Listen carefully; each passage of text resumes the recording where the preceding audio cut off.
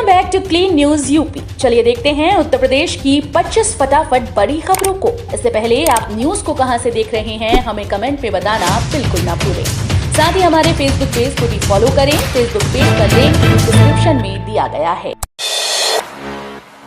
बड़ी राहत देने जा रही योगी सरकार, प्रोटोकॉल और ई कैबिनेट पोर्टल से जुड़ सकेंगे आम लोग। योगी सरकार पारदर्शिता का दायरा बढ़ाते हुए अब ई कैबिनेट पोर्टल से जनता को जोड़ेगी। इसके जरिए नागरिक कैबिनेट के द्वारा लिए गए निर्णय को कभी भी देख और जान पाएंगे। इसके अलावा जल्द प्रोटोकॉल पोर्टल भी शुरू होगा। इससे जुड़कर नागरिकों को यूपी आने वाले सरकारी मेहमानों की यात्रा के बारे में पता लगेगा। अब प्रोटोकॉल पोर्टल पर उत्तर प्रदेश आने वाले सरकारी अतिथियों के आगमन से जुड़े सभी कार्य, उनके दौरे का अनुमोदन, परिवहन की सुविधा, सुरक्षा व्यवस्था आदि के तरीकों को पूरा किया जाएगा। ग्रेटर नोएडा में इन 24 बिल्डर्स की 153 संपत्तियों की होगी नीलामी। गौतम बुद्ध नगर में ग्रेटर नोएडा प्राधिकरण क्षेत्र में स्थित बकाया नहीं चुकाने वाले 24 बिल्डर की 153 संपत्तियों की ई नीलामी जिला प्रशासन जल्द करवाएगा। जिला सूचना अधिकारी राकेश चौहान ने बताया कि तहसील दादरी और तहसील सदर की तरफ से नई सूची ग्रेटर नोएडा प्राधिकरण को सौंपी गई है। इसमें शामिल संपत्ति का प्राधिकरण मूल्यांकन करवाएगा। इसके बाद ई नीलामी में आवेदन माने जाएंगे। आवेदन आने के बाद ई नीलामी होगी। 21 जून को योग दिवस के मौके पर यूपी में 75,000 जगहों पर होगा सामूहिक योगाभ्यास। 21 जून को 8वें अंतर्राष्ट्रीय योग दिवस के मौके पर यूपी में 75,000 स्थानों पर सामूहिक योगाभ्यास होगा। इस विशाल योग कार्यक्रम में 58,000 ग्राम पंचायत और 14,000 नगर वार्ड के नागरिक शामिल होंगे। सामूहिक योगाभ्यास के लिए देश के 75 ऐतिहासिक स्थलों को चुना गया है। इसमें 6 स्थल यूपी में हैं। इस बाबत प्रदेश सरकार तैयारियों में जुट गई है। सीएम आवास में हुई मीटिंग के बाद योगी आदित्यनाथ ने कहा कि इस बार योग दिवस की थीम मानवता के लिए योग निर्धारित की गई है। काशी विद्यापीठ की परीक्षाएं स्थगित, नई डेट भी जारी। सेना भर्ती की नई योजना अग्निपथ को लेकर बवाल का दायरा बढ़ता जा रहा है। शुक्रवार को वाराणसी में उपद्रव शुरू हो गया। काशी विद्यापीठ से कुछ ही दूरी पर लूटपाट और तोड़फोड़ हुई। इसे देखते हुए काशी विद्यापीठ ने शाम 3 बजे से होने वाली परीक्षा स्थगित कर दी है। विद्यापीठ में तीसरी पाली में बीए, मास कॉम और बीएससी की परीक्षाएं होनी थी। परीक्षा नियंत्रक की तरफ से जारी आदेश में कहा गया है कि परीक्षाएं अब 26 जून को कराई जाएंगी। गौ आधारित प्राकृतिक खेती के प्रसार में जुटा गौरक्षपीठ। मुख्यमंत्री व गौरक्षपीठाधीश्वर योगी आदित्यनाथ प्राकृतिक खेती के प्रति काफी संजीदा है। यही वजह है कि गौरक्षपीठ न सिर्फ पहले प्राकृतिक खेती कराता आ रहा है बल्कि दूसरों को भी प्राकृतिक खेती से जोड़ने की दिशा में काम कर रहा है। इसी कड़ी में गौरक्षपीठ में चल रही 2 दिनी कार्यशाला के अंतिम दिन किसानों को जीवामृत और प्राकृतिक कीटनाशी बनाना सिखाया गया। 12 वर्ष से गौ आधारित प्राकृतिक खेती के अभियान से जुड़े आशीष कुमार सिंह कहते हैं कि तमाम अनुसंधानों से ये प्रमाणित है कि देशी गाय प्राकृतिक खेती का आधार है।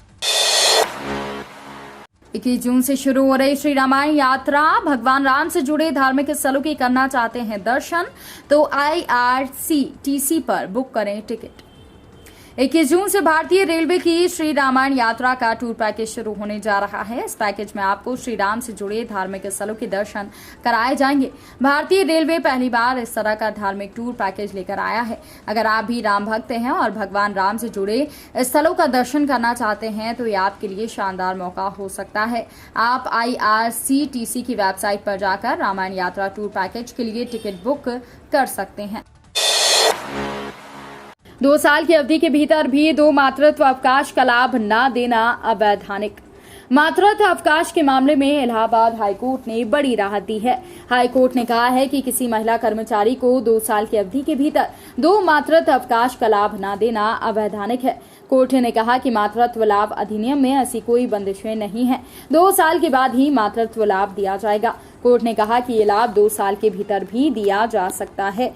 साथ ही साथ कोर्ट ने कहा है कि फिरोजाबाद बेसिक शिक्षा अधिकारी को आदेश को रद्द कर दिया है और याची को दूसरे मातृत्व अवकाश का लाभ दिए जाने के आदेश जारी किए गए हैं। यूपी में सभी सरकारी छुट्टियां रद्द, जल्द ऑफिस ज्वाइन करने के आदेश। केंद्र सरकार के द्वारा घोषित की गई अग्निपथ सेना भर्ती को लेकर विरोध बढ़ गया है।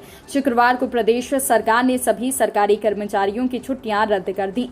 झांसी कानपुर रेल मार्ग के लालपुर स्टेशन पर मालगाड़ी रोककर किए गए विरोध प्रदर्शन के बाद सुरक्षा बल अलर्ट हो गए हैं। खासकर सभी छोटे बड़े स्टेशनों पर चौकसी बढ़ा दी गई है। खासतौर पर सर्कुलेटिंग एरिया से प्लेटफॉर्म पर तैनात रहने वाले सिपाहियों को मुस्तैदी के साथ ड्यूटी करने के निर्देश दिए गए हैं।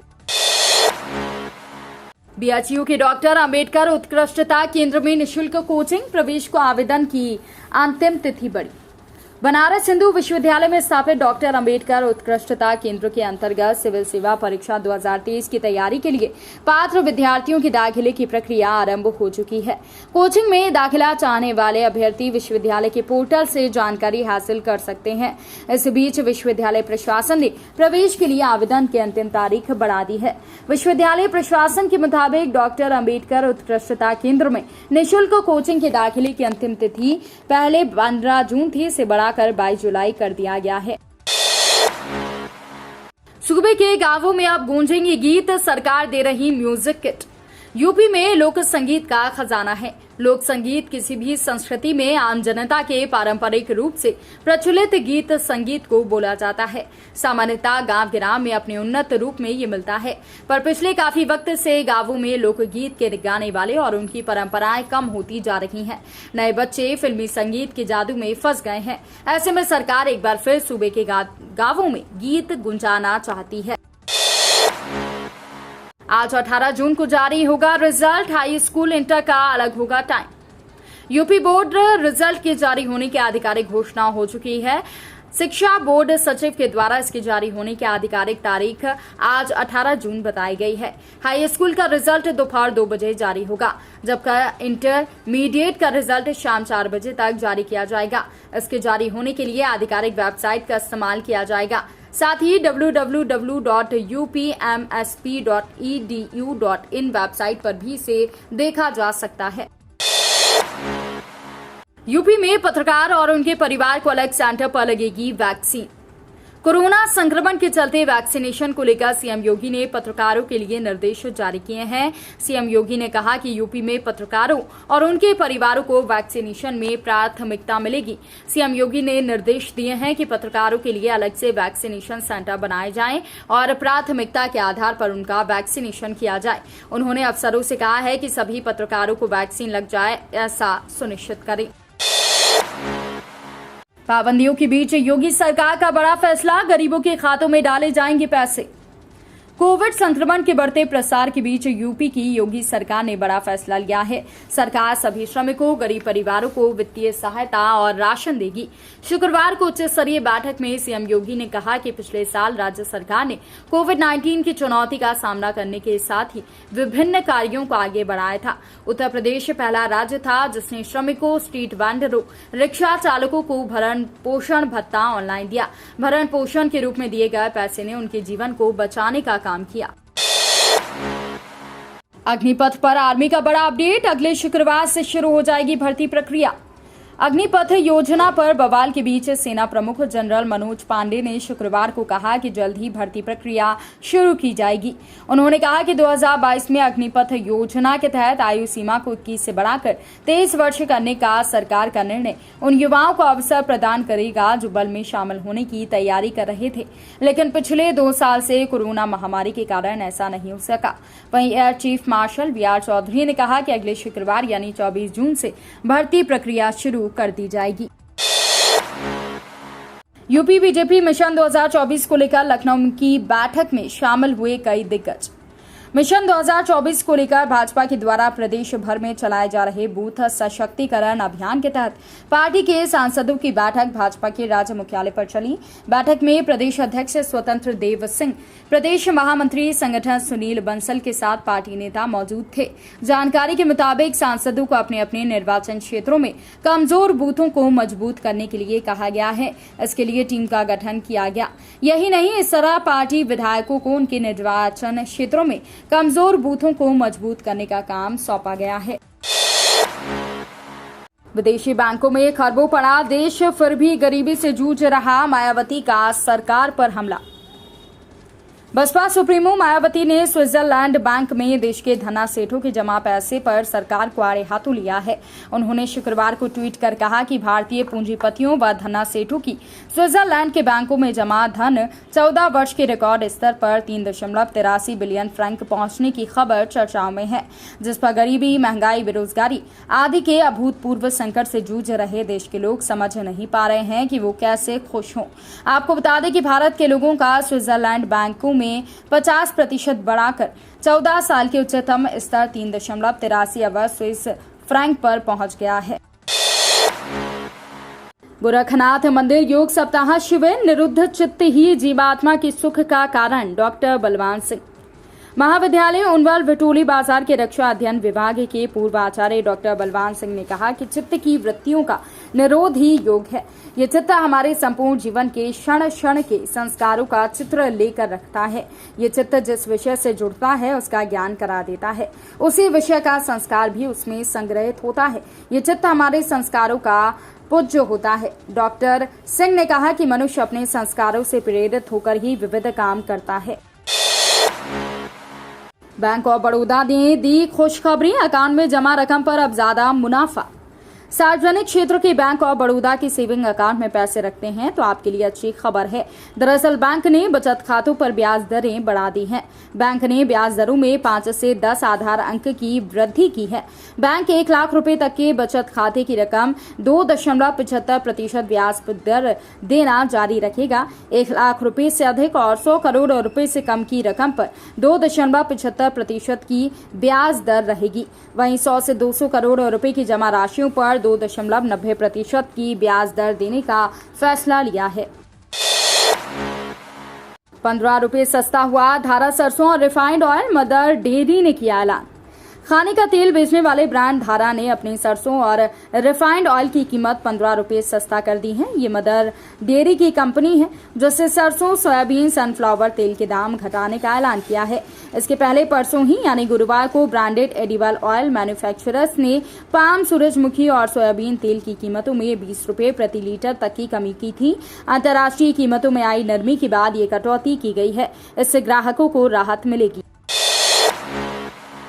रूस से खूब खरीदा जा रहा सस्ता तेल, अब भारत ने दिया ये बड़ा ऑफर। यूक्रेन पर हमले को लेकर कई देशों ने रूस पर आर्थिक प्रतिबंध लगाए हैं, लेकिन भारत रूस के साथ व्यापार का और विस्तार करने की योजना बना रहा है। भारत ने रूस के सामने रुपए में व्यापार करने का प्रस्ताव रखा है। इस मामले से वाकिफ एक शख्स ने ब्लूमबर्ग को बताया कि भारत ने रूस से रुपए में तेल और हथियार की खरीद की बात कर ली है। भारत की रूस के सरकारी नियंत्रण वाले BTB बैंक PJSC और सबर बैंक PJSC में जमा लगभग $2 अरब के इस्तेमाल की योजना है।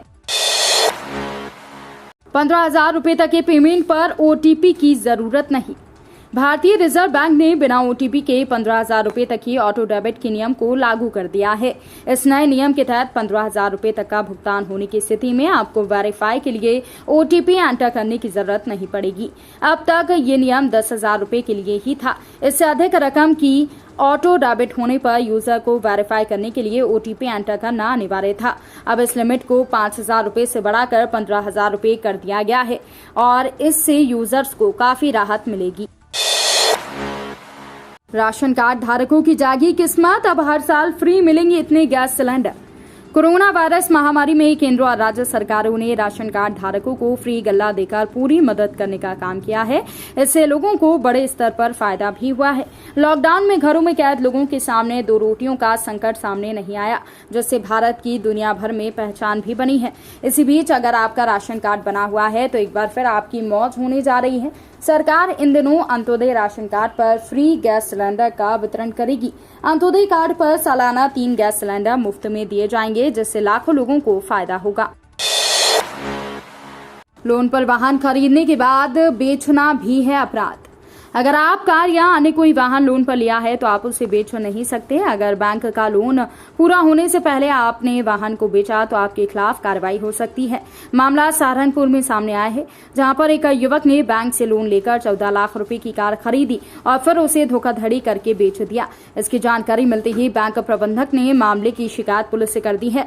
बैंक प्रबंधक ने बताया कि इससे बैंक को नुकसान उठाना पड़ा है, जिसके बाद युवक के खिलाफ जांच शुरू हो गई है। यूपी के इन छात्रों को हर महीने मिलेगा 12,000 रुपये इंटर्नशिप भत्ता। Bachelor of Ayurvedic medicine and surgery के छात्रों के लिए खुशखबरी है। सरकारी कॉलेज से BAMS की पढ़ाई करने वाले छात्र छात्राओं को अब हर महीने 12,000 रुपये इंटर्नशिप भत्ता मिलेगा। इसका आदेश जारी हो गया है। यूपी में 8 राजकीय आयुर्वेदिक कॉलेज हैं, जिनसे हर साल करीब 350 छात्र BAMS की डिग्री लेकर निकल रहे हैं। ऐसे में अब इनको अंतिम वर्षों में इंटर्नशिप करनी होती है। ऐसे में इंटर्नशिप भत्ता इन्हें प्रदान किया जाएगा। देश के सभी हिस्सों में लू से बड़ी राहत। 23 से 29 जून तक उत्तर पश्चिम भारत में पहुंच सकता है मानसून। भीषण गर्मी से जूझ रहे देश के कई हिस्सों को आने वाले सप्ताह में बड़ा आराम मिलने वाला है। दरअसल भारत मौसम विभाग के मुताबिक दक्षिण पश्चिम मानसून के 23 से 29 जून की अवधि में उत्तर पश्चिम भारत के कई हिस्सों को कवर करने की संभावना है। संकेत मिल रहा है कि 16 से 29 जून तक देश में महत्वपूर्ण हीट वेव की संभावना नहीं है। अगले एक सप्ताह में उत्तर पश्चिमी भारत के अधिकतम तापमान में 2 से 4 डिग्री की गिरावट आने की संभावना है। तो ये थी आज की 25 फटाफट बड़ी खबरें। अगर आपको न्यूज पसंद आई हो तो वीडियो को लाइक और शेयर जरूर करें। धन्यवाद।